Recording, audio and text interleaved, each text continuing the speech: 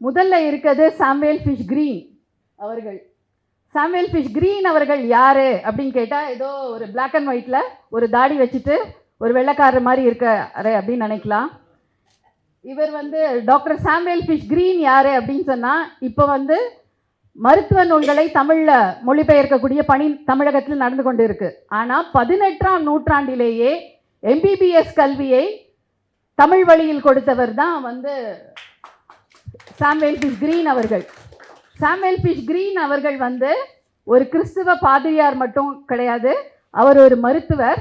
முதல்ல அமெரிக்காவிலிருந்து சென்னையில் இருக்க சாந்தோமில் தென்னிந்திய கிறிஸ்துவ திருச்சபைக்கு வருகை புரிந்து இங்கே அனுமதி வாங்கிட்டு தான் யாழ்ப்பாணம் போகிறாரு. யாழ்ப்பாணம் போய் வட்டுக்கோட்டையிலையும் யாழ்ப்பாணத்திலையும் 10 ஆண்டுகள் பணி செய்கிறாரு.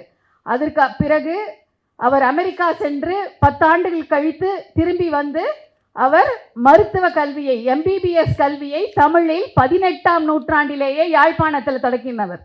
இப்போ நம்ம சொல்கிறோம், எம்பிபிஎஸ் படித்தோன்னா தமிழர்கள் அதில் படித்தோன்னா நம்ம அறிவாக இருக்க முடியாது, சிறந்து விளங்க முடியாதுன்னு.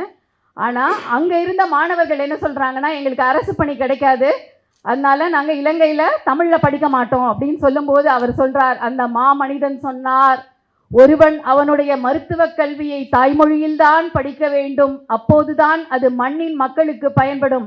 அதாவது நீங்கள் பிறந்த கிராமத்தில் மருத்துவ சேவை தேவை அப்படின்னு சொன்னால் உங்கள் தாய்மொழியில தான் படிக்கணும்னு சொன்னார். அவர் தமிழில் படிக்கணும்னு சொல்லலை, ஒவ்வொருவரும் அவருடைய மருத்துவ கல்வியை தாய்மொழியில் தான் படிக்க வேண்டும். தெலுங்கர்கள் தெலுங்கு மொழியில் படிக்கணும், மலையாளிகள் மலையாள மொழியில் படிக்கணும் அப்படின்னு சொன்னார்.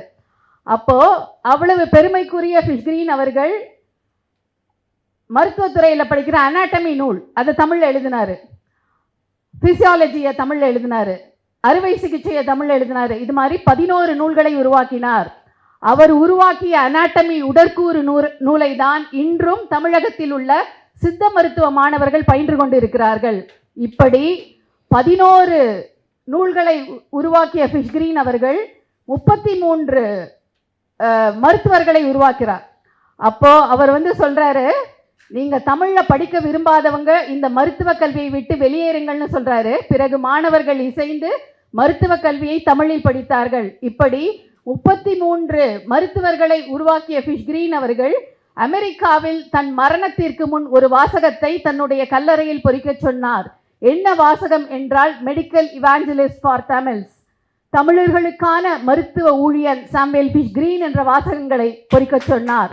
அந்த வாசகங்கள் தான் மருத்துவ அறிவியல் தமிழின் சிறப்பையும் மருத்துவ அறிவியல் தமிழிற்கு ஃபிஷ் கிரீன் அவர்கள் ஆற்றிய பணியினையும் பறைசாற்றி கொண்டிருக்கிறது. அப்போ மருத்துவ கல்வியை தமிழில் கொடுத்தவர் சாமுவேல் ஃபிஷ் கிரீன் அவர்கள்.